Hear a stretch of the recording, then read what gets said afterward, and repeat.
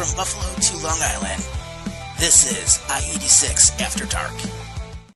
Good evening, everybody. This is your host, Buffalo Bob, and welcome to I-86 After Dark. It is October 1st, surprisingly, and the month of September is already behind us. And I just want to say thank you for everybody who is tuning in live to watch this evening. I appreciate that very much. I'm your host, Buffalo Bob, and I have my co-host, Mr. Damian McRutt. Damian, how you doing, brother?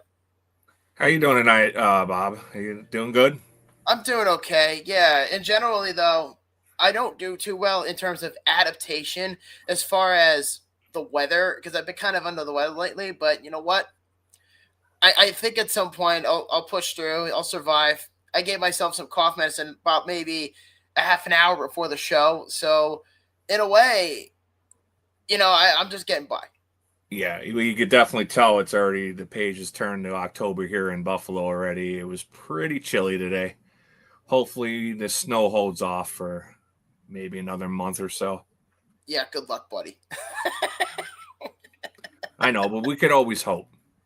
Absolutely. For me, I think it was in the 60s. I want to say 62, 63 earlier so we today. were about the same. Yeah, we were about the same today. Yeah, no, I was going to say it's crazy because, well, it was about the same because didn't you say something to me before the show? You said like, oh, we're a day behind or something like that in terms of the weather. Yeah, usually you guys are like a day behind. So that's how I know, because my boss is from Queens. So I get to talk to her every day. So yeah, no. Shout out to Michelle. Yeah, it's supposed to be pretty chilly throughout the week, I must say. Like right now, it's like 61 degrees outside. The coldest it got, or the hottest I should say, was 70. But we made it through, and that's really all that matters. And then from like tomorrow, which is Thursday, to Friday, it's going to be in the mid-60s, like 65, 68 degrees. But I love like the cold weather. I love the fall. So it's like my favorite time of the year. Yeah, that makes one of us. I love the summer, so fall gets a little bit depressing for me, but it is nice because football's back, baseball's in the playoffs, and hockey's coming back. So there's something to look forward to at least. Yeah, no, I agree 100%. I mean, the fall, it's just a nice calming feel, but it's not just hockey for me at this point. It's also football, playoff baseball. I love like when the leaves fall and then Halloween, Thanksgiving going around and just being with family and just, I love like the cozy vibe to it. Absolutely. Yeah, so we got a lot going on tonight. So just a heads up for y'all, if you're curious about the Gil Martin interview, we're going to actually publish that separately because we don't want to kill the vibe of the show. So what we're going to do is two options. The first option is that if you really want to see the interview with Gil Martin that we did recently, you can check that out as of right now on Spotify. But if you want to see it on YouTube, just wait about 4 more hours at exactly midnight for October 2nd. And that's when the full episode or the full interview with Gil Martin, the host of Lockdown Islanders, was with us. Great guy all overall. He was very easy to talk to. Yeah, I'm actually looking forward to seeing the episode myself because I hadn't joined you guys yet when you interviewed him. And Gil and I go back a couple years. I listen to his All Things Islanders podcast that he does every day. It's a great podcast, and he's a wealth of knowledge. So. Oh, yeah. Are you like a regular listener on Lockdown? Yep, I'm an everydayer. I've actually wrote into the podcast probably 2 or 3 times. Fuck yeah, dude. I mean, I clearly just said it. I had him on the show. So, in a way, I feel good about it. You know what I mean? Like he's just a very nice guy. Like he's not even like an athlete per se. Like when you meet an athlete, it's like, oh my God, I can't fucking believe it. We're going to be meeting with, Jim Kelly or something like that. Yeah. No, he's just a normal everyday dude. Because I think he ended up friending me on X Twitter back in the day. And we ended up talking through there a couple times, and he does live stream during some of the hockey games throughout the season. Yeah, it's funny because I'll even say it, spoiler alert, after we did the interview with Gil at the time we recorded it, he said that he would be willing to come back on the show, kind of like this, And he said he would be willing to do like a game day preview for when the Sabres play the Islanders at any point of the season. Hell, he's open to all 3 games. Well, that would be great. I would love to do that. Oh, yeah, no, he totally agreed to do it. But I just have to remind him. But, I'll reach out to Gil and we'll work something out in the near future. So for anybody out here who wants to see that interview, it's on at Spotify at 8 p.m. and it'll be on YouTube tonight at 12 a.m. So just a heads up for all of you. So with that being said, we have a lot to get through. So we have to go through 2 games in the NFL, particularly the Buffalo Bills and the New York Giants. Because for those of you who don't know, Damien is a New York Giants fan, as he completely confessed to us last week. You know what's weird?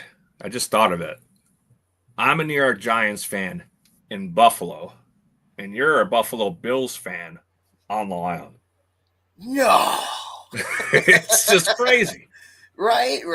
I mean, it's so fucking backwards in its own right, Oh my God. But yeah, no, man, we're going to get right down to it because I think it's only fair since it's not just all about the Bills. Yeah, we already got some comments. We got 2 actually. One is from Around the Ropes, John Blaine. Hey, good guys. Good luck tonight. Thank you, John. We appreciate that very much, brother. And then the other one is from Jay, my man Neighbors, with a bunch of sad faces. Oh, we're getting to that. Oh, my God. That makes my skin crawl just thinking about it. But let's talk about the Giants first. So the New York Giants came out in week 4 going 0-3, and it somehow just magically ate a whole bag of magic beans and propelled the win out of their ass over the Chargers. Yep, they were actually, I think it came across the screen during the Bills game first, where the Saints were 0-3 and the Bills were 3-0, and the Saints were driving and said that they would be the first team to start 3-0 and beat a team that was, 0-3 and beat a team that's 3-0. Of course, they didn't do it. Buffalo prevailed. But then we go to the next game, and the Giants actually did it. They beat a 3-0 team after starting the season 0-3. They're the first team to ever do so. Yeah, and I think if I'm not mistaken, this was the first time the Giants beat the Chargers at MetLife since in 25 years. Maybe it was a little forever. More. Yeah, it's been a long time. Oh, yeah, for sure. But I want to read the stats between Justin Herbert and Jackson Dart, supposedly. Justin Herbert went 23 for 41 for 203 yards. He had a completion rating of 56.1, and he averaged about 4.95 yards a pass. And then he also had 1 tutty and 2 INTs and 2 sacks. Jesus Christ, that fucking Chargers offensive line is so abysmal. They're so abysmal that the Giants offensive line almost looks like the Dynasty Patriots. I would still go and say that the Giants' offensive line is still an Achilles heel for them. It's so bad. And even with Dart back there, I just see shadows of Joe Burrow in his first year with the Bengals, and he got that knee injury. And I'm just hoping that does not happen to Dart. See, with that, though, Joe Burrow's career ended as soon as he put on that Bengals uniform. I mean, that's the honest to God truth. I mean, the Bengals are cheap asses. They've never really established a really good offensive line in front of their teams within all those years. Mm-hmm. You know what I mean? From Ken Anderson to Boomer Esiason to I'm going to say David Klingler. Yeah, that's how far back I'm going. David fucking Klingler, one of the biggest busts in the NFL. But I'm glad you're able to pull those names out of your ass because I can only think of Esiason. Oh, yeah, Boomer Esiason was one, obviously. And it's funny because his daughter, as you know, is married to Matt Martin. And Boomer is a Ranger fan, and he has to sit there every day and be like, fuck, this guy's going to have babies with my daughter. And hopefully to become Islander fans. Yep, unfortunately. Imagine being the father of the daughter that your son-in-law is going to be in play. Oh, he's a former Islander, but, oh, God damn it, that's going to be rough. You know what I mean? Mm-hmm. Oh, my first wife was a Braves fan, and I'm a Mets, so I can kind of relate. Oh, damn, really? Oh, yeah. It's funny But I got a because question for you, actually. sure, go ahead. How did you feel about Dable's kiss at the end to Dart? See, I think he only did that just because it was like a mercy thing because of the fact that if he didn't win that game, he was probably going to get fired, and that's kind of how I look at it. Well, yeah, if he doesn't turn this season around, he's most likely gone at the end of the season. Well, they This have a is chance. his last hope. Well, yeah, I mean, he's got to play the Saints on Sunday.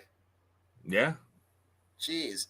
And But I just saw the Saints go up against the Bills, so I don't know if I'm giving the Giants too much hope in this game. Yeah, I got a lot to say about the Bills in a little bit. But yeah, so as far as Justin Herbert goes, Jackson Dart went 13 for 20 for 111 yards in total. He had a 65 completion rating, and he averaged about 5.55 passer rating, and he had one tutty.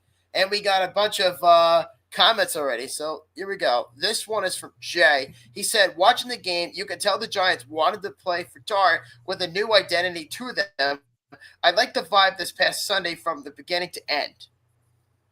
Yeah, I'd have What do to you agree. think? I'd have to agree. I mean, it's always nice when you get a youth interjection into a team. It gives you a little bit of hope. I mean, there was really no hope with Russell Wilson. He's a has-been. Oh God, Russell Wilson, man, what the fuck happened to him? It's like the symbol of hope, like Superman. And the next thing you know, he goes to the Giants and he does absolutely nothing. And he just throws it and says, fuck it, I'm wide open at like 4th and 2, 4th and 3 in the red zone. Like, who are you throwing it to? I don't know. He had that great game against Dallas, and then that throw at the end just destroyed it. It was like just ruined the entire game. And you wonder why Steelers fans didn't like Russ that much. Or Broncos. Yeah, true. So we actually have another one. This one comes from Joe Marie 1082. She says, that kiss was a thanks for saving my ass today. Spot on. Yeah, absolutely. Spot on. You are not wrong about that. The guy's job was you think he used a little bit of tongue or no tongue, or what do you think?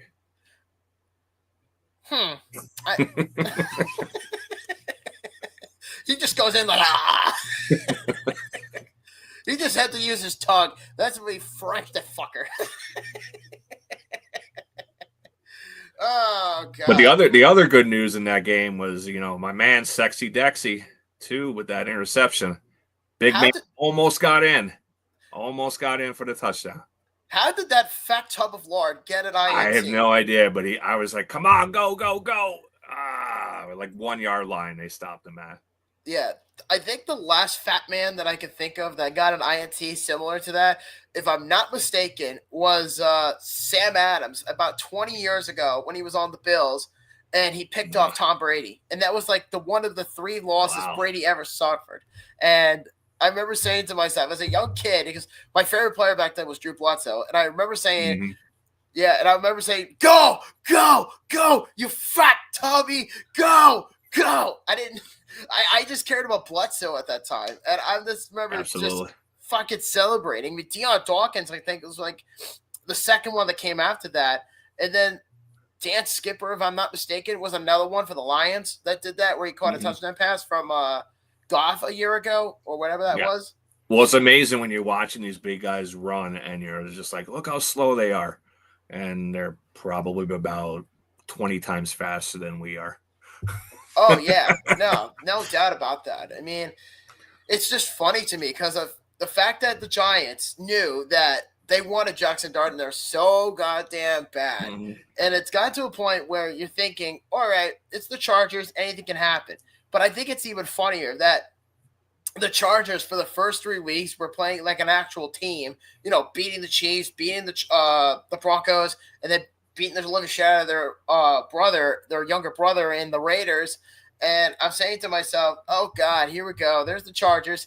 And, they did good things and they're still in position in the AFC West, but it's that one small loss against the Giants that I think is going to really kill the momentum that they currently have right now.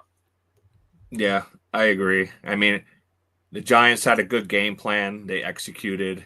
Unfortunately, it wasn't all roses because of Neighbors going out for the year. Yeah. Yeah. Tell me, how do you feel? How do you feel about that? I mean, that's a huge weapon for Dart. And with him out, unfortunately, it's got to be next man up. But, I mean, I really would have liked to have seen some kind of chemistry between those two and see what we had going forward. And now we got to wait a whole nother year to see that.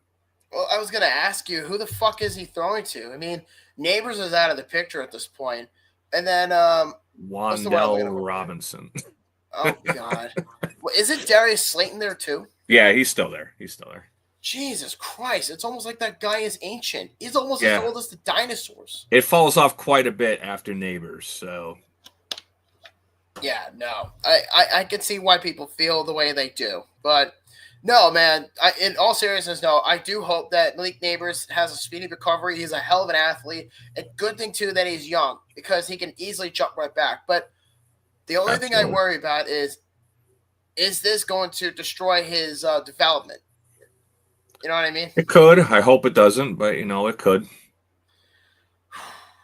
That turf is an abomination. I'm just going to say right now. MetLife Stadium, I've been there a handful of times. It is a big piece of shit. I don't understand why anybody in their right mind would think, yeah, I love MetLife Stadium. It's such a wonderful place. And then everyone gets hurt. I never heard that myself. Oh, God. You've never been down there? I have. I've been there before. I'm looking forward to the new Buffalo Bills Stadium. Going up all the time. Yeah, no, I can't wait either. But it just sucks that we have to win another year. But you know what? I think when it's all said and done, it's going to look great. I can't wait to see what the Bills do with that one. Well, enough about my team. How about your team? The only New York team that I got to hear about all the time. Yeah, well, here's the problem with that game. They are the only New York team in the damn state, and you know it. Yeah. I'll keep my mouth shut. Yeah, no, I want you to occasion me on this. Yeah. But as far as the Bills did the worst thing possible to any Super Bowl contender. I don't care if you're the Eagles. I don't care if you're the Chargers. I don't even care if you're the Chiefs. You don't play down to the competition. And the Bills clearly did on Sunday. They said, well, we might kill them, but let's Debbie down on it. Make it closer than it actually should be. And I'm just saying there, I'm like, what the fuck are you doing? And there's like penalties here and all kinds of miscommunications, missed tackles. Josh Allen wasn't in the best game, but I will say is that he did enough to get them over the hump. But woo, God Almighty! I wish that they had that game over again. I wish that they went the route they did against the Jets, where they went to MetLife, they beat the shit out of their younger brother, and they bitch slapped him with a rusty belt and leave. That was what I was hoping for. And then I read a stat during the game, and the stat was before Sunday. The stat was the Buffalo Bills have not beaten the New Orleans Saints in Buffalo since 1983. Yeah. Oh. 42 I would have never thought that. Years. Yeah, would have 42 never thought years. Wow. Who was even on that Saints team? Yeah. What, at that time when all that happened? That was a long time ago. I mean, shit. I wasn't even alive for half of those games. I mean, yeah, I was born for like the 2000s, like with the drought. I was born in like obviously 2016 with Drew Brees' final years. No, those teams were horrific for the Bills. Yeah. They were horrible. And then now the script is even reversed at that point. And I'm saying to myself, I wish that they blew out the Saints. The Saints are bad, but I think the one thing the Bills did not prepare for was the fact that the Saints were a very fast-speeding team. They have a lot of speed, and that completely threw them off guard. And I felt that, in some aspect, it was going to be a quote-unquote trap game, but I never felt that way about, the Saints. I mean, they're respectable, but I just feel that Buffalo should have blown them out. Not by the way it looks, because I mean, it's a long season. I mean, you can't win them all. I mean, Buffalo's going to try well, to win yeah, them all this year, and they have a chance. But like I've told you off the air, I'm like, I have a feeling that they're going to lose at least one game to either the Jets, the Dolphins, or the Patriots for some odd reason. They're just going to drop one game to one of those opponents. See, for me, I don't look at it that way. I think they're going to lose to a team like Tampa Bay because the Bucs always play, very high tempo against the Bills. They always find a way to do that. I mean, you have Baker Mayfield, Mike Evans, who's currently injured, and Emeka Ibuka. I will say right now, that guy is a fucking Looks like stud. the real deal there. Oh, How do they keep getting all these receivers? It's like they just have like a pipeline. Yeah, this is a big thing I've always wanted to know about the Bucs, and we have a new comment coming in. This one is from Lawrence G. He said the Bills have a lot of trouble with a running quarterback. Oh, I don't know about that. I mean, I think they have a lot of trouble stopping the run, period. I think that's their biggest issue this season. I mean, to me, I think they did I wouldn't say perfectly, but I think they did fine on their own with containing Alvin Kamara. He didn't really go far. I mean, they had that other guy, Miller. I forget his first name. But, he was running around like it was Marshawn Lynch. And I'm saying, you sons of bitches, how could you fucking not tackle a second running Or Derrick Henry when he plays the Bills. Oh, God. Or Marshawn Lynch against the Saints in the playoffs. I mean, it took – I don't know what the flying fuck was happening at that time. I was so pissed. I was like, why are you not tackling this guy? And then they left way too much time on the clock. Saints O-line did what they could. Yeah. Well, how do you feel about Cook's play this year since he signed a big contract in the offseason? Honestly, I love what he's done. He bitched up a storm, yes. And I've addressed it in the past that if he was going to continue to be a bitch throughout the season, you might as well just trade him. And I'm glad that the Bills got it done before it got worse. And I thought the same thing, but he's kind of lived up to that contract so far and then some. Oh, yeah, totally. And for the record, he's on my fantasy team at my job. And let me tell you, that guy gets me out of trouble, especially with fantasy. So I have Josh Allen, I have Zay Flowers, Devontae Smith, Kyron Williams, and James Cook. That's my starting five right there. Yeah. Yeah, I could see how Cook could save you there. Yep. I always call him, everybody calls him Jimbo or the chef. I just call him Cookie, like a chocolate chip cookie. And I'm like, run, Cookie, run, whenever I go to a Bills game on the road. And by the way, I should mention this real quick. Next Friday, I believe it's the 10th, my wife and I are traveling for Road to 32, and I will be recording that episode for you guys. Don't you worry. Road to 32 is starting next week on Monday Night Football against the Atlanta Falcons in Week 6. And let me tell you, I am very, very excited about going because – I don't ever go to the South. And the closest I've been to the South was North Carolina and Tennessee and Florida. That's about it. I haven't been to North Carolina in like 4 years. So the thing that's nice is Bills Mafia loves to travel, and they travel well.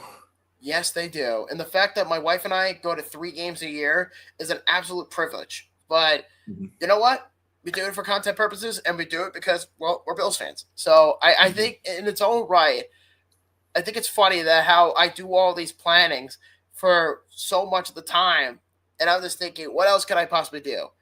And then we go to like different zoos and museums or whatever we can get our hands on. And in my case, what I like to do is, I'm going to reveal this too, is I'm going to the Carolina Panthers game in Week 8, a week after Week 7 bye, when the Bills play the Panthers. And we're seeing some family friends down there anyway, but the Bills play the Panthers that weekend, and my wife and I are going. I'm going to a Carolina Hurricanes game on I want to say the 28th. It's my last full night in Raleigh, seeing them play the Carolina Hurricanes play Vegas. So I just want to throw that out there real quick. There you go. And I just wanted to talk about a couple things in that game too. Yeah, the Bills game. Anyway, the Shakir run, after the catch, just amazing. Oh, yeah. How he was able to spin out at 2 or 3 tackles before he went all the way down for the TD. It's funny. I look at Shakir and I say to myself, he is one slippery little bastard because I got to tell you, he's exactly the perfect slot receiver. He's exactly what Cole Beasley was when he was with the Bills. And I say to myself, he reminds me of Beasley, because of how short he is.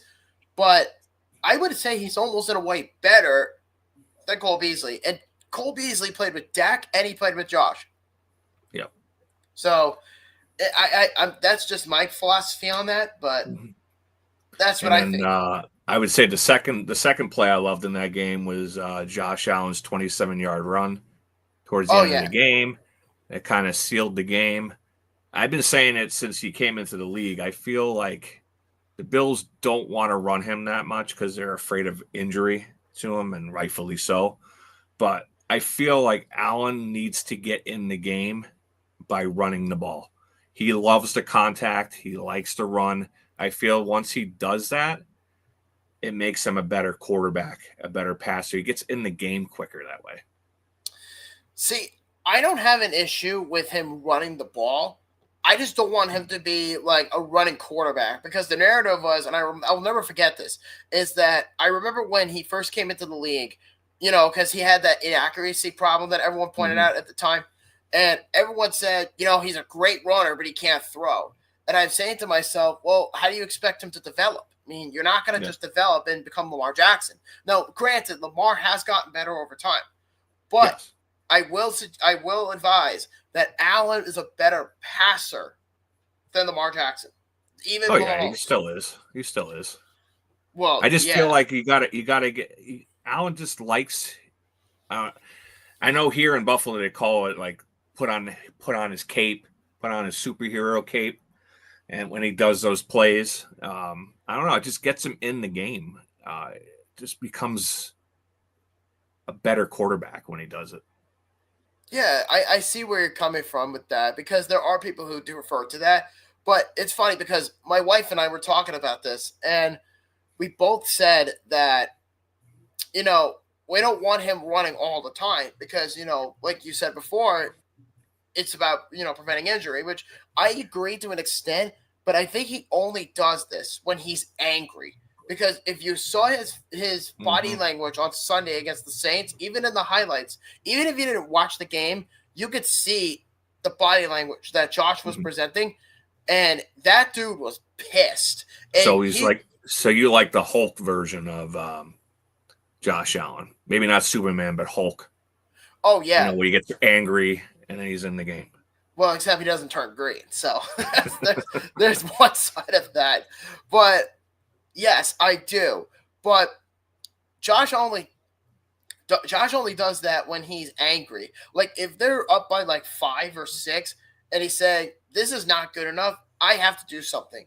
My biggest, problem with the team as a whole is the team around him is good, but by themselves, without Josh Allen, I feel like they'd be below average. And people point out, Josh Allen, saves them, carries them every game. I'm like, I didn't realize James Cook or Keon Coleman just randomly came out of nowhere.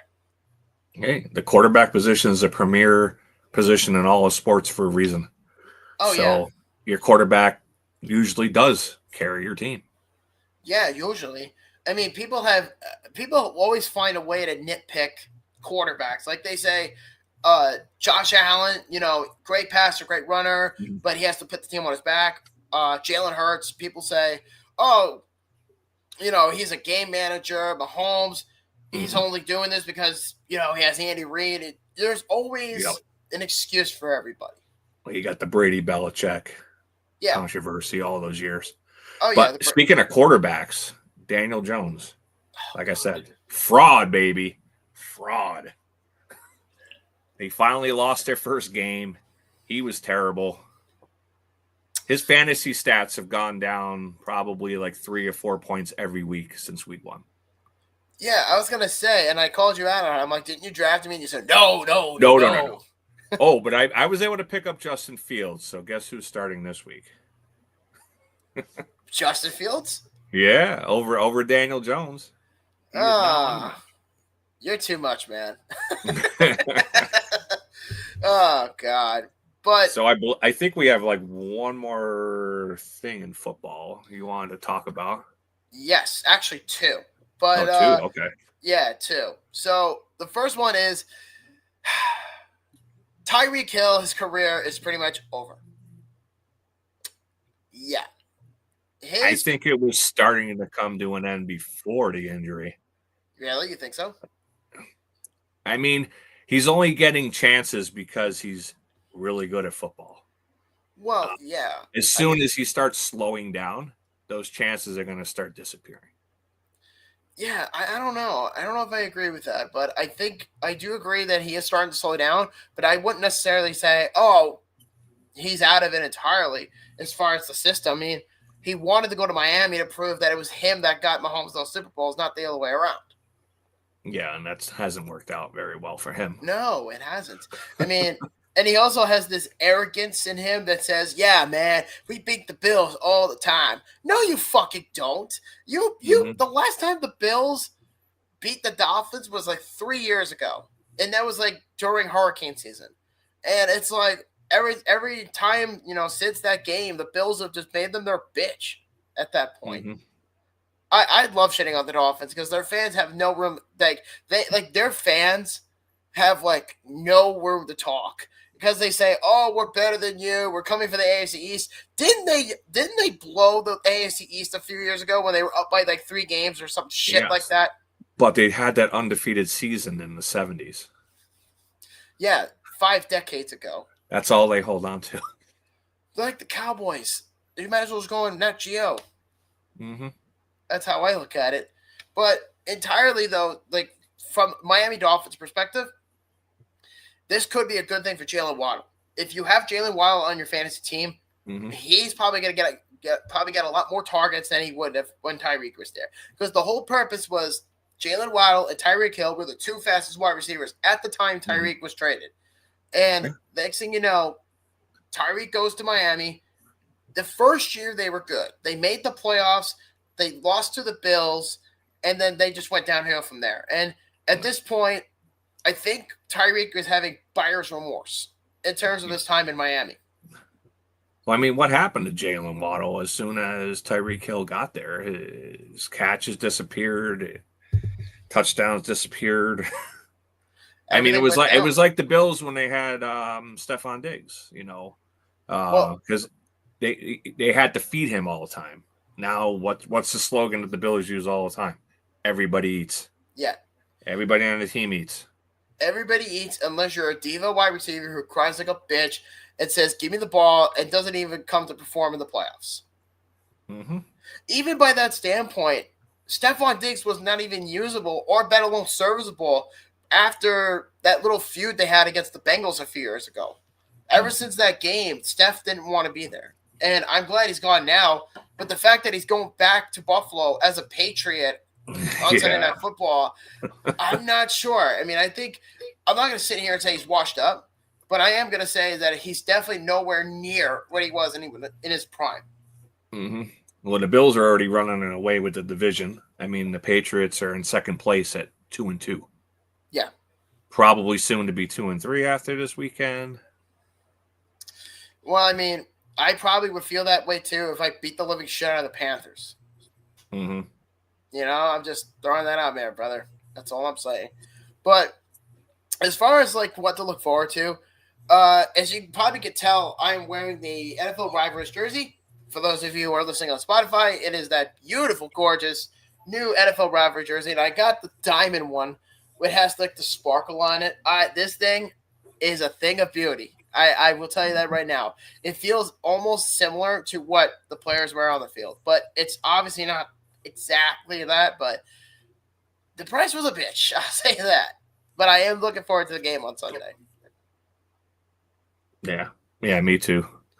If I could stay up for the whole thing. Yeah. What about you? What are you looking forward to for the Giants on Sunday? They can keep it close. We'll see. I mean, right now they're a 2-point underdog going into the game. I don't see them covering that. So I just want to see them keep it close. I mean, after watching the Saints play the Bills this week, they didn't look too bad. So I don't know. I think that was just that one game where it's like, well, there's luck, but who knows at that point. So, Mm-hmm. in general, though, I am looking forward to the game on Sunday. I'm looking forward to like the season in general. I think it's safe to say that the Giants are trying to do their best to not be the biggest embarrassment in the NFC East. And the Bills, I think it's safe to say that they're going to win the AFC East again. I think they definitely will. Do you think they'll cover the 8 points they're getting? Maybe. I wouldn't be surprised. No, that's a lot. 8 points is a lot. I will say this. If the Bills win 10 games before the Christmas break, mm-hmm. I mean, and that's not even including like losses. Like if they lose to like Tampa Bay or something like that. Because here's how I look at the philosophy. The Bills would right now, let's just knock on wood. They win the next like 4 or 5 games, right? They play the Patriots, they play the Falcons on Monday night, and they play the Panthers. So that right there is their entire schedule for the month of October. And then from there on out, if I'm not mistaken, they play the Dolphins again, but in Miami. So right there, they got a decent schedule to go at least maybe 8-0, maybe 9-0. No, they got a very favorable schedule. I think it's destined. I truly think they're destined at that point to have that favoritism. But you know what? Fuck it. Whatever. Wins are wins. No matter how ugly they are. That's how I solidify it. You know? Gotcha. So with that being said, so we're going to go to a quick commercial break. And I will tell you right now that we have a brand new sponsor of the show, and it is Super Fry in Merrick, New York. And they are home to the famous Zini, which is basically a chicken cutlet, mozzarella cheese, which is melted with bacon, with Roscoe sauce, which is really goddamn sweet if you haven't been there yet.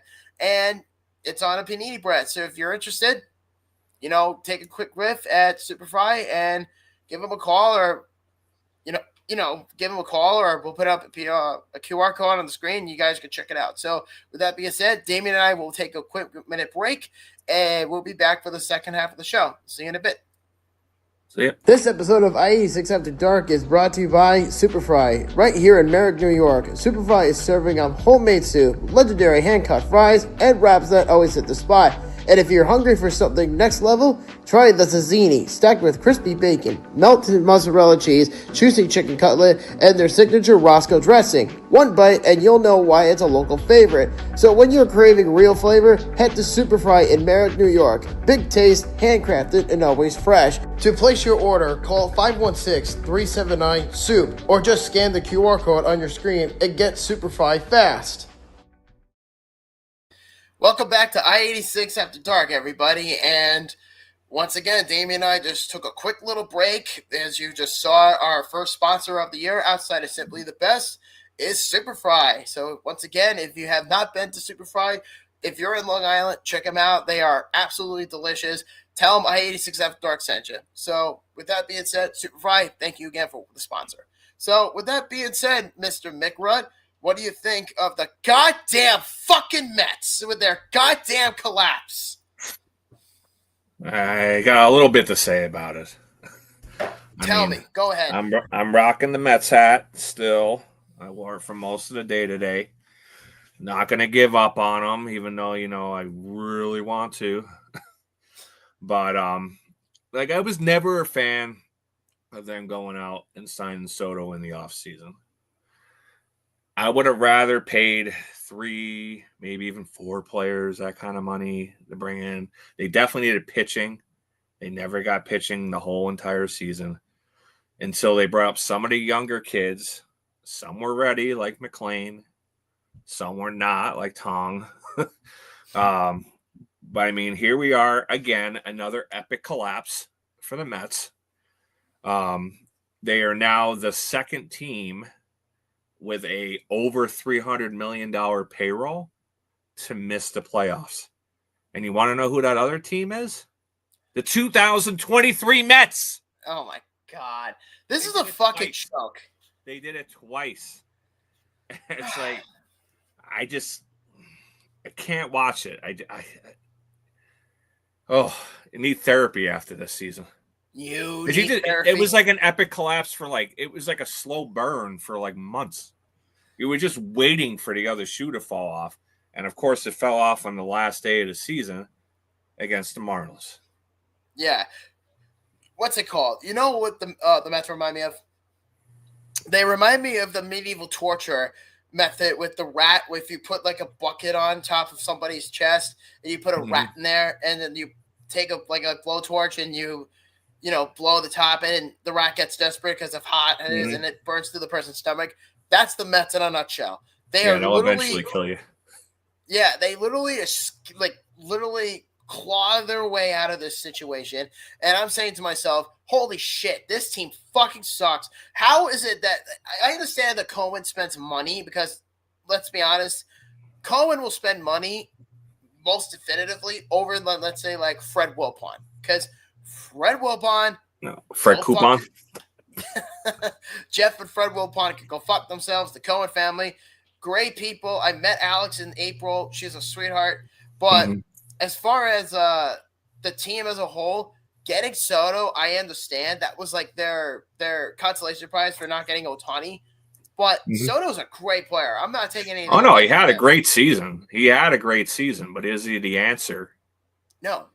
And the fact that the Mets put $765 million on the guy, that is a lot of money.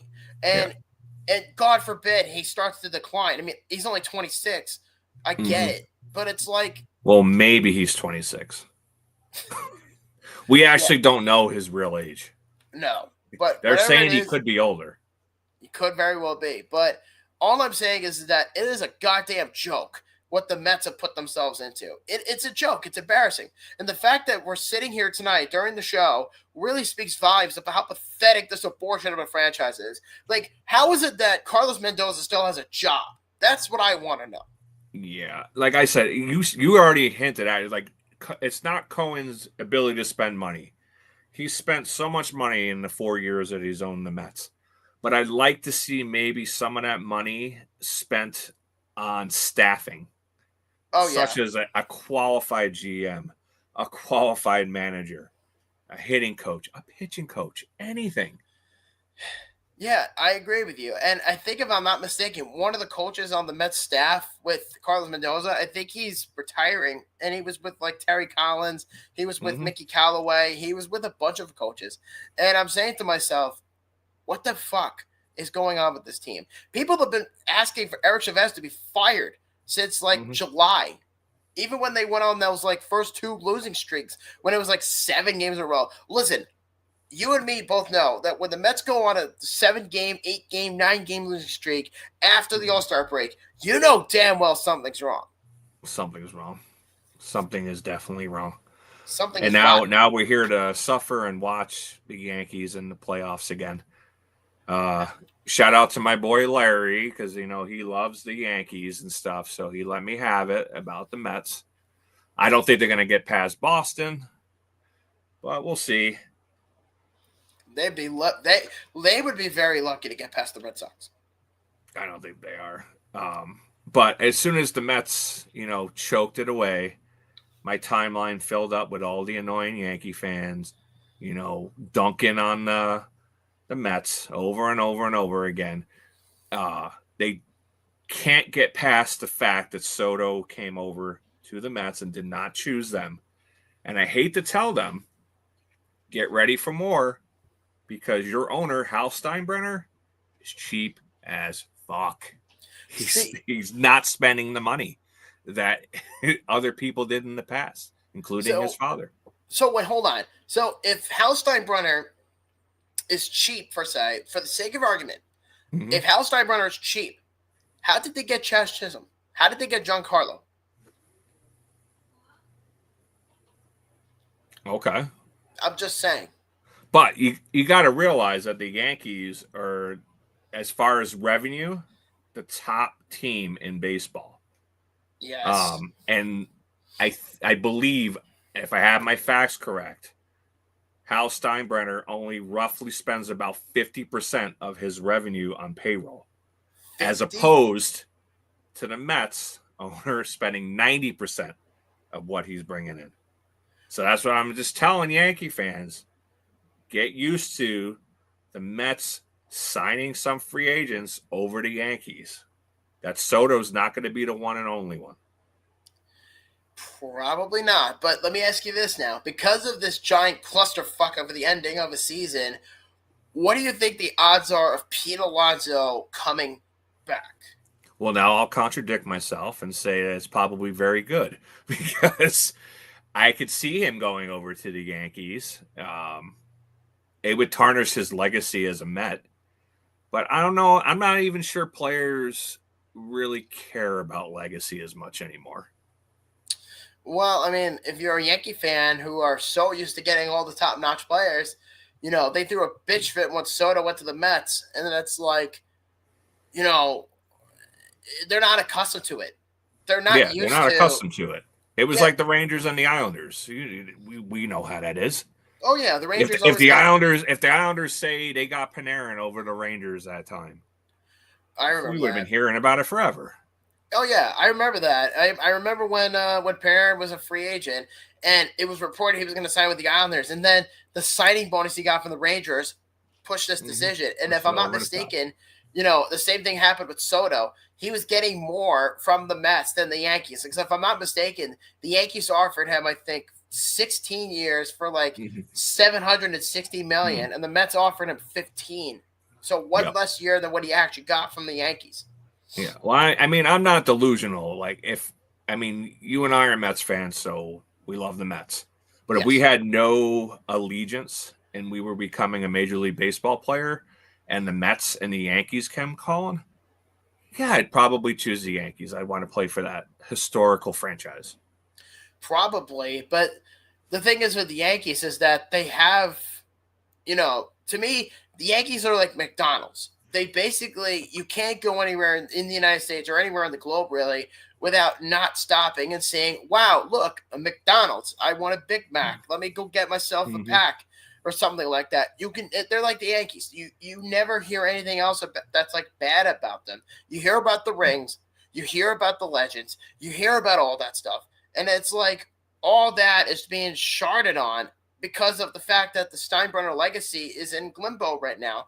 I mean, granted, the Mets are the little brother in the market because they're always trying to get the headlines from the Yankees. And if I'm not mistaken, when our co-host John Blaine, his father, came on the show last week, he said that that the Mets are always fighting the Yankees about who gets the front cover of the paper. And it's an interesting we point. only had the front cover from maybe the mid to the late 80s. That was probably about the only time we did. Like with what? When they won the World Series? Yes. But there was another comment that came up, if you want to read it. Yeah. Apparently the Yankees just took the lead. Fuck! God damn it.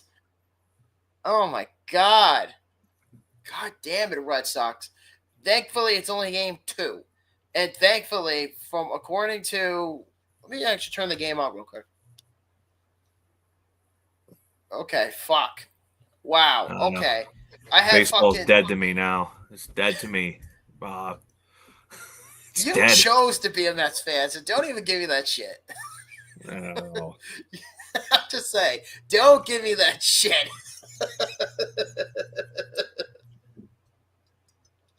Fuck, man. I mean, I hate being a Mets fan. Why do they do this every year? It is so embarrassing. Francisco Alvarez got hurt. Fucking Pete Alonso's opting out of his deal, and he's betting on himself to, go wherever he wants. Well, I'm not saying that Alonso won't be back. It's just I think it's unlikely at this point. Yeah, and I think if I'm not mistaken, he's also demanding the money. Like he's wanting like a 6-year deal for like $300 million or something. No, some ludicrous number like that. Now, granted, it's not Juan Soto numbers, but but he's also older, and he's going to be on the decline in a couple years. So you sign a 6-year contract. Maybe you're getting 3 good years, 4. Yeah, I hear you, but maybe getting rid of Alonso is probably a blessing in disguise. I think, yes, it'll hurt, but I have to agree with you. Yeah, I think it'll probably be a blessing in disguise down the road. Yeah, I agree with you. But you know what? Because because we're talking about the Mets, because somehow Carlo Mendoza, who right now does not deserve a job, because of this epic shithole of a collapse that he put the Mets through. But the biggest complaint that I've seen from Mets fans is that he holds on to his pitchers for a little too long, and most of them don't get past the fifth inning, and most of them do come out. And it's gone to a point where if you put someone in the sixth inning, then everything's gonna shit the fan. Yeah, I mean, I'm not a huge Mendoza fan. I thought he could have been let go after this season. I feel more of the blame needs to be on Stearns, David Stearns, the GM. I mean, what did he do at the trade deadline? Not really much. I mean, he brought in Cedric Mullins. Horrible. Yeah. Definitely going to let that guy walk. He didn't even look like he wanted to be on the Mets. No. I was. The other thing I want to mention is like the pitchers that they got. Tyler Rogers. Yeah, Tyler Rogers, yeah. Ryan Helsley. Jesus Christ, what happened to him? I don't know. And he wanted to be on the Mets so bad. And they went out and got him, and he was just hot garbage for the rest of the season. Rogers had moments, but even him, he wasn't great at times either. Yeah, the biggest mistake I think that Cohen made last winter was not addressing the pitchers because they were so inept about Juan Soto. So now, and if I'm not mistaken, Damien, isn't Edwin Diaz a free agent too? Yep. Oh my God. I hate life. I hate it here. That's a tough one though too, because has he been one of the more dominant closers the last couple of years? Yes. But what's the shelf life on a closer? I mean, they don't go as long. He's been one of the top closers for many years now. Oh, he's got to be declining soon. Yeah, but the thing is though, is that didn't he like get Tommy John or something happened with him in the International League a few years ago where he sat out all of that season? Yeah, that was something with his knee, I believe. Yeah, when he was celebrating and it's like, my knee, and he had to sit out. And that was also the second collapse the Mets had prior to this year. Holy fuck, I can't believe we're even talking about this because the Mets are a joke. Well, I could count more collapses than I have fingers at this point. You bring up a good point. But it's true, though. You're not wrong. I mean, the Mets have shit the bed so many times throughout our lives. I can't trust them enough to simply say, shit, we can't even get through the first round without collapsing. If you told me back in June when the Mets were in first place in the AL East and they stayed there, there was no doubt in my mind the Mets were going to be a top contender in the World Series. They were heavy favorites behind the Dodgers for 90% of the season, and then they just fell off the map.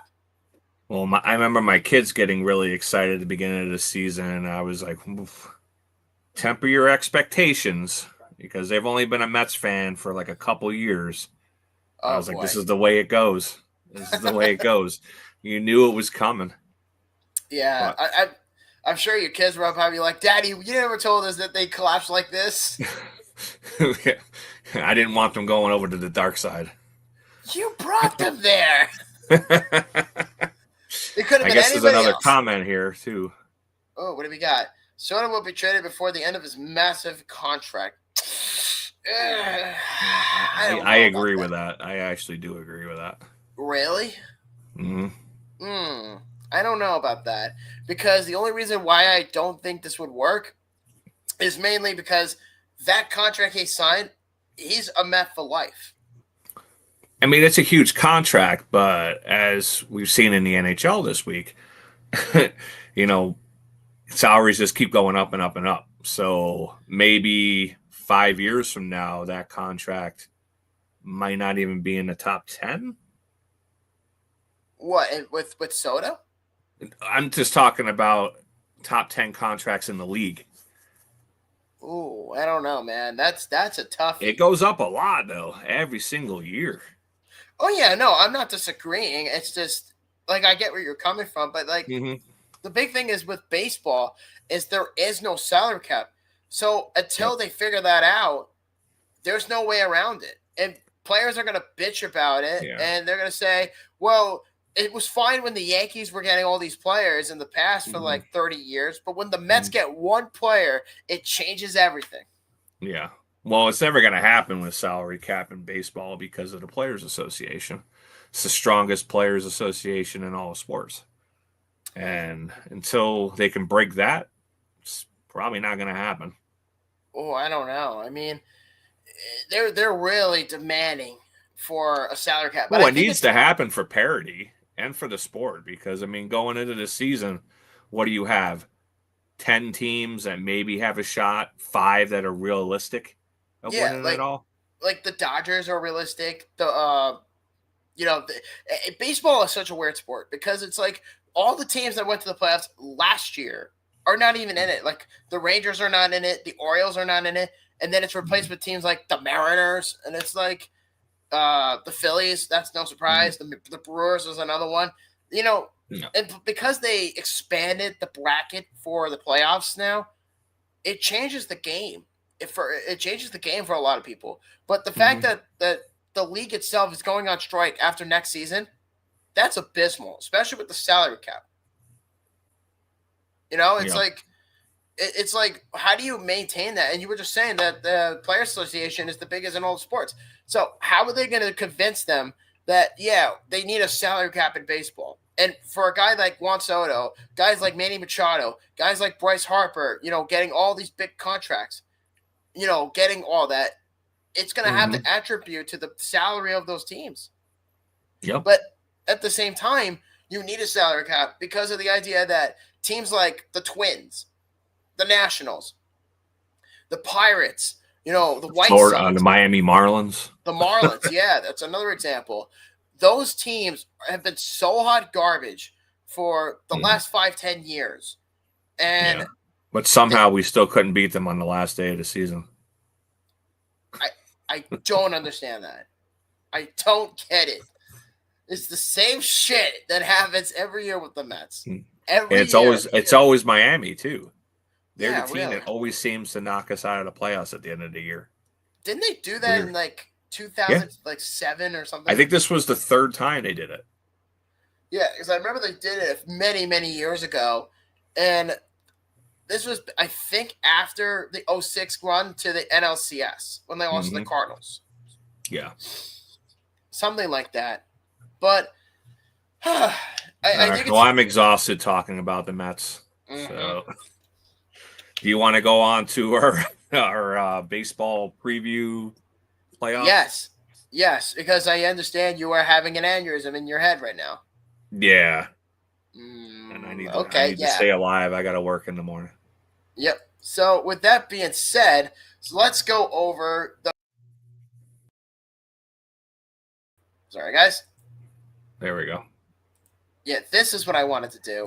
There we go. This is what I wanted to do.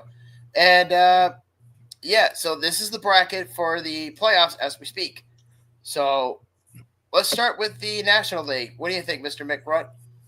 All right. Which one do you want to start with? I'm going to start with the Padres and the Cubs. Padres and the Cubs. I still like the Padres in this series. I mean, the Cubs have been out of the postseason for a couple years now. The Padres have been perennial for a little bit here now. I think they'll pull through. So I like the Padres in this series. Fair enough. I agree with you. I'm going to take the Padres. And then we have the Dodgers and the Reds. I think it's pretty self-explanatory. I think it is too. I mean, a buddy of mine's a huge Reds fan, so he could thank us for getting the Reds in. But realistically, they don't really have a shot against the Dodgers here. They were lucky to get into the playoffs. Yeah, I agree. And then over in the American League, we have the Tigers and the Guardians. I'll go with the Indians. Fair enough. Indians works too. I'm probably going to go Cleveland also. Yeah. And then the last one is Red Sox and Yankees. I think the Red Sox are going to pull this one out, but we'll see. All right. Yeah, that's, still got a long way to go. But then we have. So did we agree on every single team in the first round? Yep. So I'm thinking Padres and Brewers. What do you think?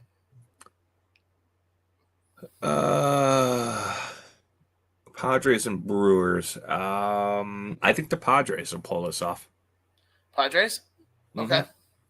Yeah, I'm going to say the Padres also. I don't know why. They're a little more experienced than Milwaukee. And nope, that's not it. And it's over. The Red Sox just lost. Fuck. There's that. The series is tied. Oh, man. Okay. But, yeah, so we both have the Padres, right? Mm-hmm. Great. And then we have the Dodgers and the Phillies. It's going to be a close series, I think. But I have a feeling the Dodgers are just going to edge out the Phillies in this one. You think the Dodgers are going to edge them out? Mm-hmm. Okay. I think I'm going to take the Phillies. Only just because I think that Philly is much, much younger than the Dodgers. I mean, yeah, they definitely are. Yeah, I mean, they're almost equally the same, but obviously the Dodgers have more on their shelf than Philly does, but it's whatever. Mm-hmm. Yeah, so you said the Padres and the Dodgers, yeah, I got the Padres and the Dodgers going to the NLCS. Yep. And then I have a feel I have the Padres going to the World Series. Okay. And then I said Phillies and Padres. I'm going to say the Phillies make it to the World Series. I think that Philly... Blasphemy. That's just my honest to God opinion, but we'll see what happens. And then we actually have a couple of comments. Yeah, here we go. Oh, wait. We already read that one. This is one. Yankees won, series tied. Yep. Thanks, Lawrence. We appreciate that guy. Fucking A. Anyway, what did I say before? The Phillies and the Padres, right? Yeah, Phillies and Padres. And you said you had the Phillies going to the World Series? Yeah, I had the Phillies going for the National League. And then in the American League, we both said Cleveland and Seattle. Yeah, Cleveland, Seattle. I'm going to go with the upstart Seattle. I agree. I'm going with Seattle here, too. And then we both said Boston. Yeah, Boston and Toronto. And I definitely got Toronto in this series because I have Toronto going to the World Series. Oh, so you have the Blue Jays beating the Mariners? Yes. Interesting. I was going to say, I think the Red Sox knock out the Blue Jays and the Mariners go to the World Series. So I think it's going to be Seattle and Philadelphia in the World Series. And I hate saying it, but I think the Phillies are going to win the series in 6 games. Oh, God. I hope not. I got the Blue Jays. I got the Blue Jays and the Padres in the World Series, and I'm gonna say the Blue Jays in 7. Jesus Christ! But yeah, we'll see what happens, man, because there's a lot to go into that. But regarding the whole situation, thank you for the prediction, though, Damien. That brings my heart out. I mean, what do I know? Just average dudes, It's all good, brother, But yeah, just one last thing before we get into hockey. Just a quick reminder that the Gil Martin interview is up on Spotify as of this recording. It's been an hour almost now. And for YouTube viewers, it's going to be on at midnight. So stay tuned for that. If you don't have Spotify, be patient. It will be out there. But in the process of all this, let's get down to our final segment of the show, hockey, since we are right around the corner from the best game on ice. I'm looking forward to the season. Yep. So let's start off with the Minnesota Wild because they've been in the news lately for possibly. Oh, really? What did they do? Oh, you didn't hear? No. Oh, Jesus. Oh, wait, yeah, that's smart. I could tell you're bust my balls. But yeah, though. So for those who haven't heard, Kirill Kaprizov is now the highest paid player in the NHL. And he's getting an 8-year deal worth $136 million from the Minnesota Wild. That's almost $17 million per year. for the next 8 years. Mm-hmm. And what is McDavid going to ask for? Probably 18, I would think. I mean, listen, I don't know. He could be getting near 20. He deserves it. He's the best player on the planet. Mm-hmm. Don't get me wrong. Krill to Thrill is a great player, but how many times has he played 82 games in a season? Once. Just once. For $17 million per season. Yeah. Do you see the comments that Billy Garrett made at that press conference? Mm-hmm. And someone asked him, "Oh, are you excited, or is Kirill excited?" And then he says, "You better fucking be." Yeah, better be. It's like Lou always said. He's like, too much term and too much money. Well, yeah, hockey's a very different sport when it comes to contracts like this. But thankfully, though, the CBA just got signed. So if anybody out there who still is a free agent, like Connor McDavid or Jack Eichel, Anze Kopitar is probably going to retire. Al Silvestri is probably going to retire after this year. Those guys, if they were 10 years younger, they probably would have demanded the moon for that kind of contract. Yeah. I'm just throwing I could see a lot of players demanding it because, like I said, Krill is a great player, but I wouldn't even put him in my top 10. I would probably say Kirill Kaprizov, as good as he is, I think he's a top 20 player in this league. Yeah, top 20, yeah. I think that's I'll agree fair, with you on that. But I will say that he, in a way, deserves the money because if you look at the all-time stats leader for the Minnesota Wild, Kirill Kaprizov is, if I'm not mistaken, is in the top 3 in this category. Well, I just feel bad for the Minnesota Wild because it's you can't lose a player like that. Like we lost. I'm not going to say his name, the Snake, years back. You just can't lose a player like that. So they were forced to pay the ransom. And I'm sure he would have went someplace else and signed for less. But because he was staying with Minnesota, they got to pay that extra premium. Yeah. And what's even scarier about his deal is that his contract eats up 20% of the cap for the Minnesota Wild. Insane. Yeah. It's almost like as if the Wild learned absolutely nothing than what they've done prior to that. Yeah, I know. He's going to have to play defense, offense, and goalie for Minnesota. Oh, yeah, definitely. And then, Parise and Suter, those are yesteryear players. Fuck those guys. Mm-hmm. Yeah, it's not like they're still paying them because Craig Leopold's entitlement to this team. Yeah, fuck that guy. We're not even going to bother with those two. Let's just give all the money to Kirill. It's all good. He'll stay in Mini for a while. Mm-hmm. Fucking average. I mean, I'm happy for Minnesota fans, so I hope they're excited. Absolutely. And again, he deserves that money. So there's no question about it in terms of what he can bring to the table. But I wouldn't be surprised if McDavid comes out and says, I'm going to get more money than Kirill. The NHL, in terms of like money, I don't know about you, but for me, I think that the NHL with star players, they're starting to turn into an NFL type players in terms of money. Like they're not making $100 million. They're not making what NFL players make, but it's getting to that point. Yeah, I think the problem with the two sports, football and hockey, is you had a player like Tom Brady that can take less money because he's going to make it up in endorsements. And that's just not there in hockey. Maybe in Canada to a degree, but they're just not going to make up that money in endorsements. So they got to get it when they can get it. Yeah, maybe in America they won't do it, but if they were to go to like a Canadian market, you'd probably get the extra money. I mean, I have seen, American players in Canadian commercials, like Matthew Tkachuk's in a handful of them. So I wouldn't be surprised if half of his endorsements came from a Canadian dollar.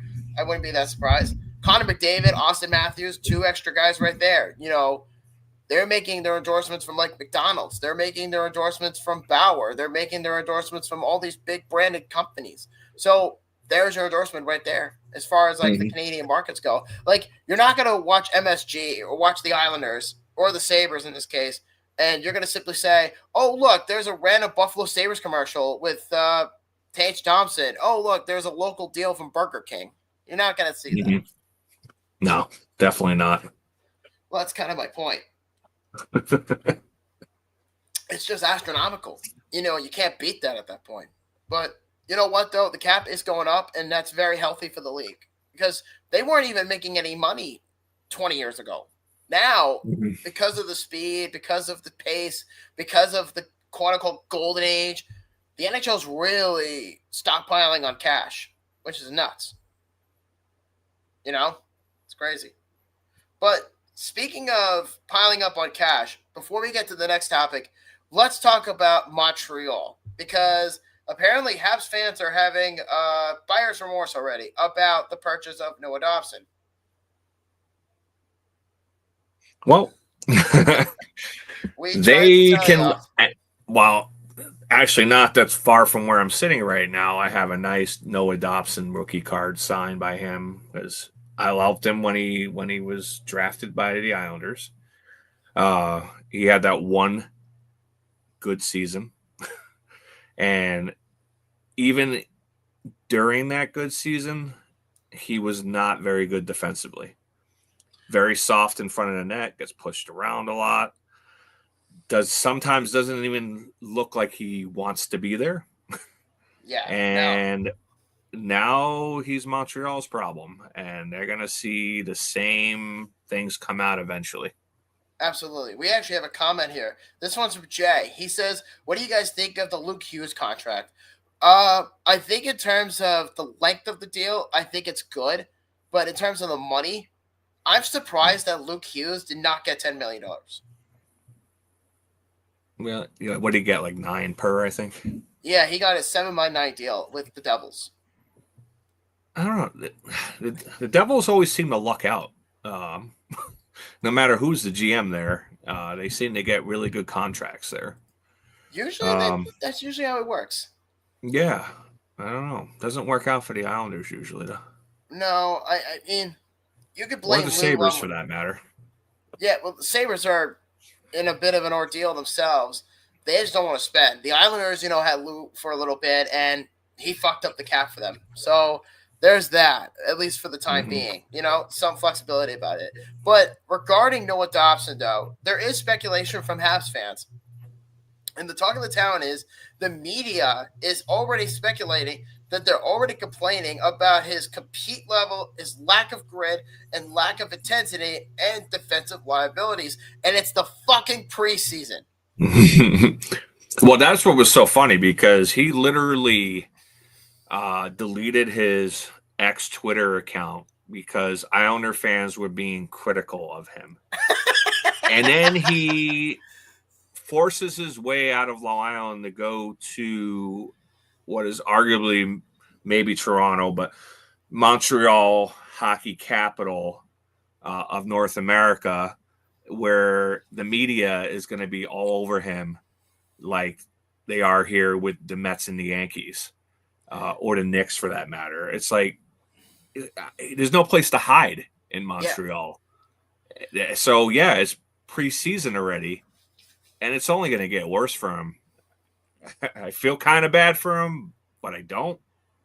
No, I mean, he kind of did this to himself.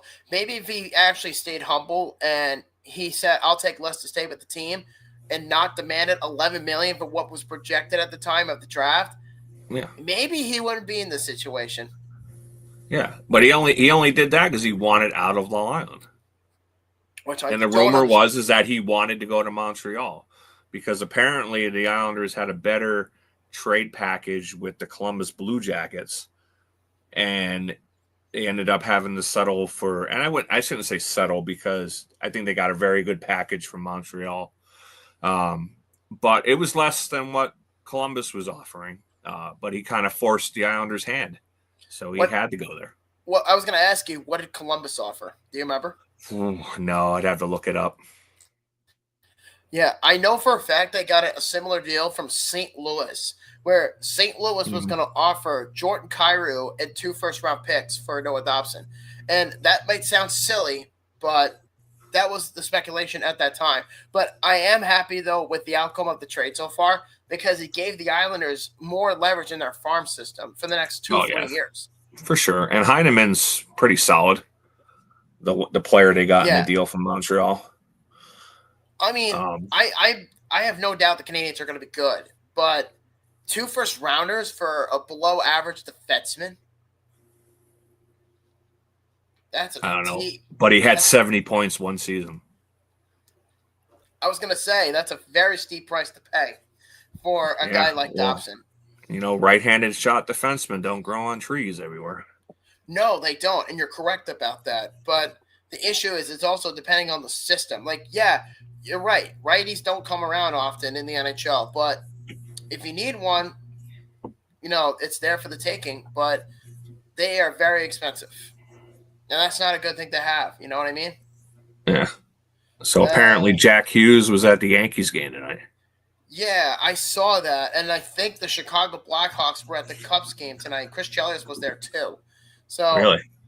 Yeah, that was something I saw, was that Chris Chelios was at the Blackhawks game. And if I'm not mistaken, Connor Bedard was there. Frank Nazar was there. There was a couple of Blackhawks players that were there. I think Nick Foligno was there. So, yeah, no, there is no doubt that, you know, Dobson got paid what he wanted, but in my opinion, I would have never have given that money. So I am glad, though, that Darsh, you know, traded him while he could. Yeah. I mean, he couldn't handle the Islanders market. I don't know how he's going to handle Montreal. I don't understand how he's going to do it.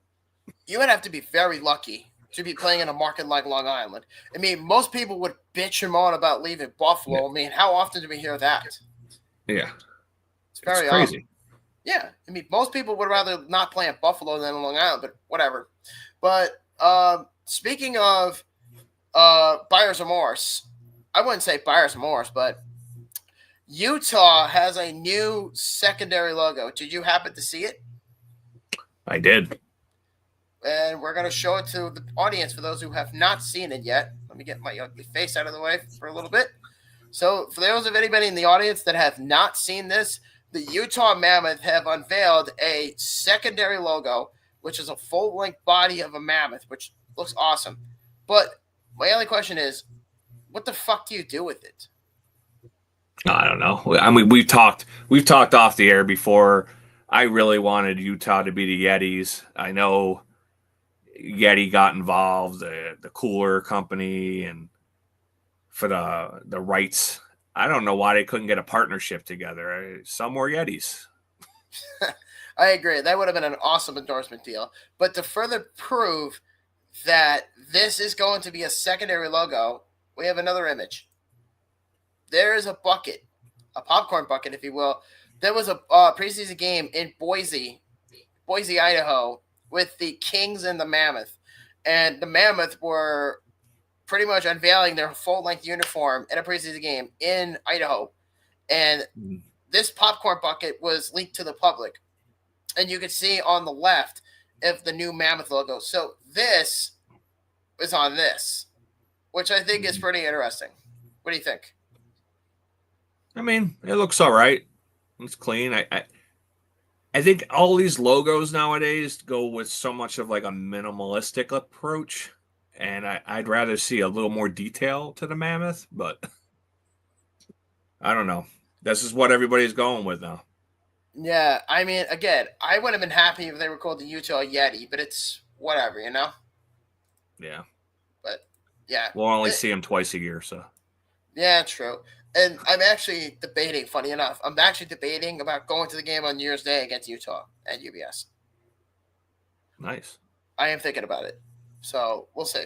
So we got a couple of more things to go through real quick, and then we will wrap up for the night. And that is one of the topics that was brought up recently was the Buffalo Sabres have unveiled to the public that they have extended the lease to the KeyBank Center until 2031. Damon, your thoughts, brother? I mean, it's good for me. Running the Buffalo New York Islanders group over here, we always get meetups together to go down to the arena. The arena generates a lot of revenue for downtown. Last year, they put in a new roof on the stadium, as well as a new video board, which was very nice when I went there. They got the screens that when you sit down in the 100s, you could see underneath the scoreboard now that shows replays. And I guess with this new lease, they're going to be putting in a new like audio component to the arena now, as well as some renovations. It was built in the 90s. It's still a nice arena. It definitely needs some upgrades. But I think signing on for another lease, that's good for Buffalo. Yeah, because Tom was telling me off the air a few months ago, or it might have been on the air, like before we rebranded, he was saying, well, the Sabres were, looking at a new arena, but the city doesn't want to take it on anymore.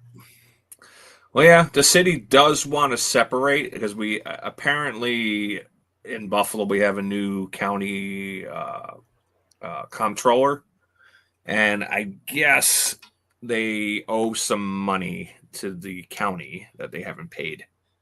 So they're going through that back and forth. So, but it's not. This doesn't only affect the Sabres; it also affects the Buffalo Bandits that have now won 3 championships in a row for the indoor lacrosse.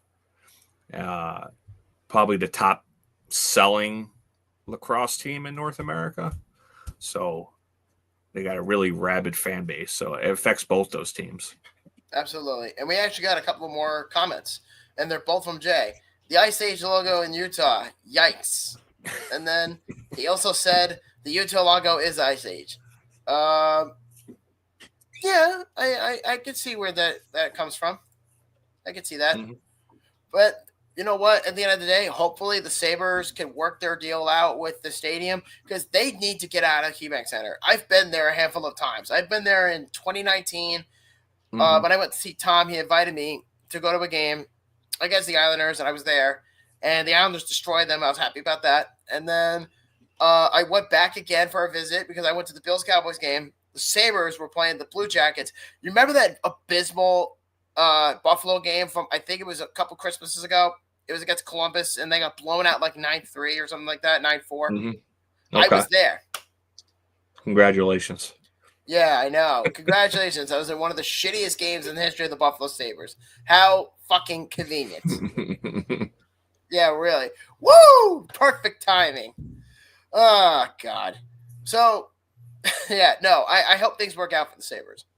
But there is one last topic I want to talk about tonight before we get us out of here. And then next week is going to be hopefully, you and me again, obviously. And then hopefully we hear from Tom Bujek eventually. I have spoken to Tom. He's doing okay.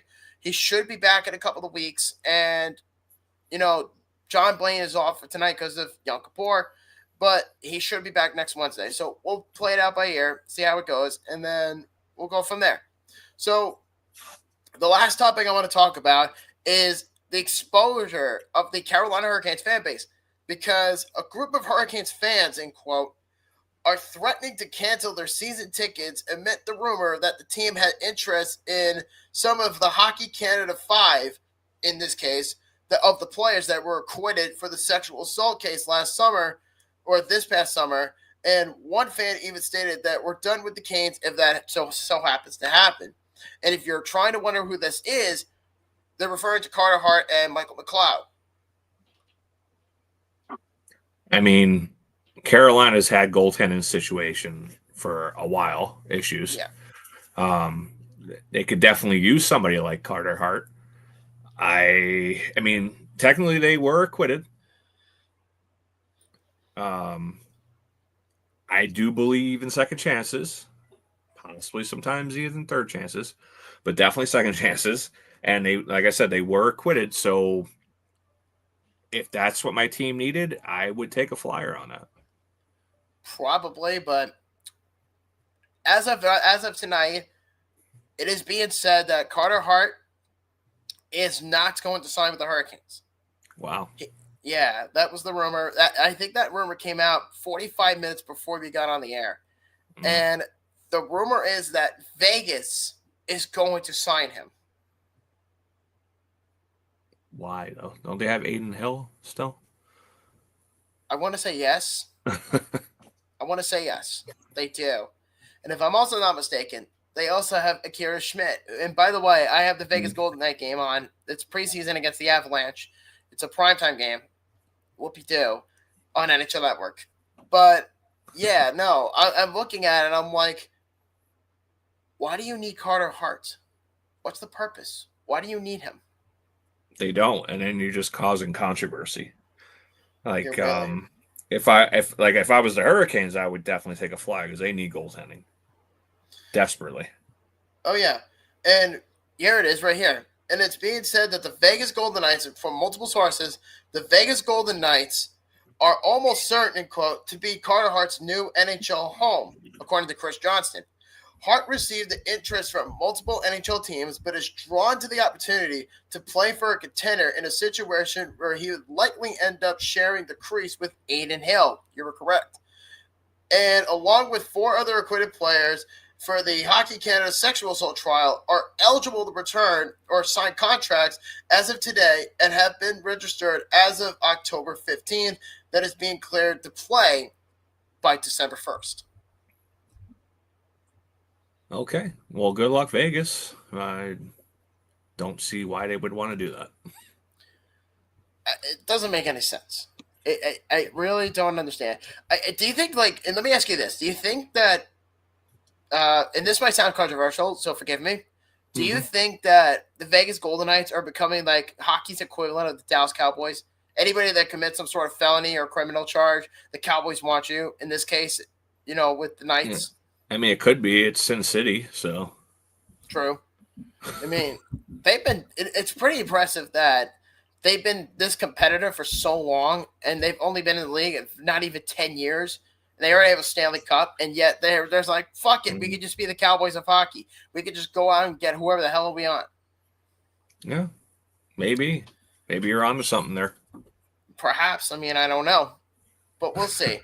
But one final thing I wanted to address real quick, and it's very brief, is that hockey starts next Tuesday, brother. What do you think?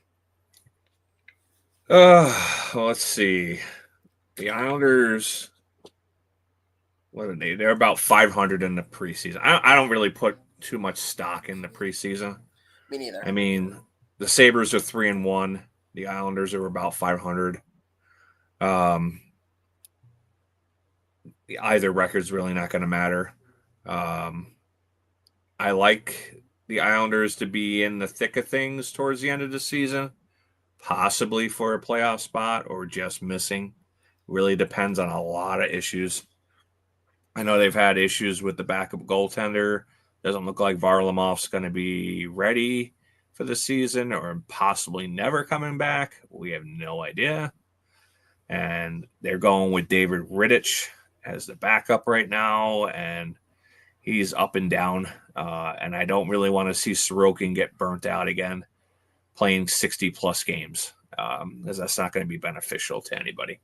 Yeah, I agree with you. But it's funny because Marcus Hogberg got put on waivers. So there's your winner right there. David Rittich got the backup job to Sorokin. Yeah. And Hogberg was good last year until he injured his wrist. And then I don't know what happened after that. Yeah, a lot of people I've seen, make comments saying, oh, the Islanders are still having backup goaltending problems. It's not Sorokin. It's, the backups.